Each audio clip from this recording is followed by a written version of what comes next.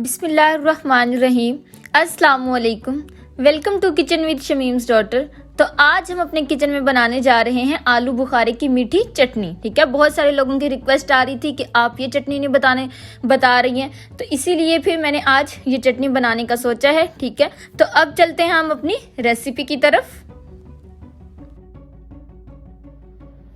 जी, तो हमने जो है यहाँ पे 1 पाव आलू बुखारा लिया है। ठीक है, इसको मैंने पहले अच्छे से 2-3 पानी निकाल के धो लिया है। आप इमली की चटनी बना रहे हो चाहे आलू बुखारे की, उसको पहले अच्छे से 2-3 दफा जो है धो लें, उसके बाद जो है इसको भिगोएं।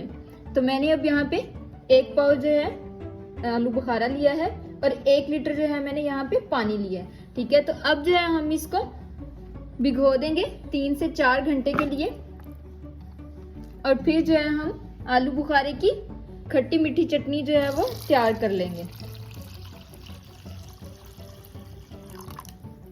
जी, तो अब हम इसको 3 से 4 घंटे के लिए भिगो देते हैं। जी, तो आप देख सकते हैं कि 3 से 4 घंटे के बाद जो आलू बुखारा है वो किस तरह का हो गया। ठीक है, ये नरम हो गया। और अब हम क्या कर लेंगे, इसकी चटनी बना लेंगे। ठीक है, तो उसके लिए मुझे जिन चीजों की जरूरत थी यहाँ पे वो मैंने सब रख ली है। ठीक है, यहाँ पे मैंने 1 पाव आलू बुखारा लिया था जिसको मैंने 3 से 4 घंटे पहले भिगो दिया था। और यहाँ पे जो है मैंने 30 से जो है 35 जो है बादाम लिए थे जिनको मैंने भिगो के रख दिया था और उनका छिलका उतार लिया है। ठीक है, और जितनी आप आलू बुखारा ले रहे हो आपको चाहिए कि आप उतने ही जो है चीनी ऐड करें। लेकिन कुछ लोग जो है वो मीठा कम पसंद करते हैं, तो फिर आप क्या करो, थोड़ा सा इसको कम कर सकते हो। और यहाँ पे जो है मैंने 1/2 टेबल स्पून सुरख मिर्च ली है पिसी हुई। ठीक है, तो अब हम इन सब चीजों को ऐड कर देते हैं और बड़ी ही मजे की जो है आलू बुखारे की खट्टी मीठी सी चटनी जो है वो रेडी कर लेते हैं। ठीक है जी, तो यहाँ पे मैंने पैन लिया है। ठीक है, और फ्लेम ऑन कर दी है। और अब हम यहाँ पे इसमें आलू बुखारा ऐड कर देंगे,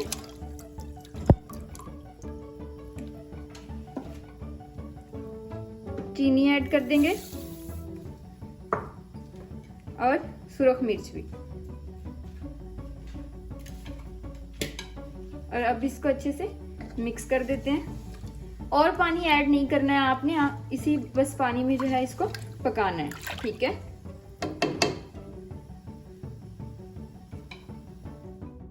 जी, तो आप देख रहे हैं कि चटनी जो है वो पक रही है, उबाल आ रहा है इसमें। ठीक है, तो हम इसको इसी तरह ही जो है हल्की आंच पे पकने देंगे। इससे क्या होगा, ये मतलब खुद ही जो है गाढ़ी होना स्टार्ट हो जाएगी। कुछ लोग जो है इसको गाढ़ा करने के लिए यहाँ पे कॉर्नफ्लोर ऐड करते हैं, लेकिन वो मजे की नहीं लगती है। जो ऐसी पक के गाढ़ी होगी वो ज्यादा मजे की लगेगी। ठीक है जी, तो आप देख सकते हैं कि हमारी चटनी जो है वो गाढ़ी होना शुरू हो गई है। ठीक है, 20 से 25 मिनट हो गए हैं इसको पकाते हुए। तो अभी जो है अभी थोड़ी सी पतली है, इसको हम और थोड़ा सा गाढ़ा कर लेंगे। ठीक है, तो कुछ लोग जो है वो यहाँ पे इसको कलर देने के लिए फूड कलर ऐड कर देते हैं, रेड कलर जो होता है सुरख। ठीक है, लेकिन हम जो है यहाँ पे कोई भी फूड कलर ऐड नहीं करेंगे क्योंकि हमने जो है इसको सेव करके रखना है। ठीक है, तो फिर जो हम लोगों ने फ्रिज में रखनी होती है तो उसके लिए जो है फूड कलर ऐड नहीं करते हैं। ठीक है, क्योंकि वो सेहत के लिए ठीक नहीं होता, तो मैं तो ऐड नहीं करती हूँ। लेकिन अगर हाँ आप लोगों ने फौरन इसको बना के यूज करना हो तो आप लोग ऐड कर सकते हो। जी, तो आप देख सकते हैं कि चटनी जो है वो बिल्कुल गाढ़ी हो गई है।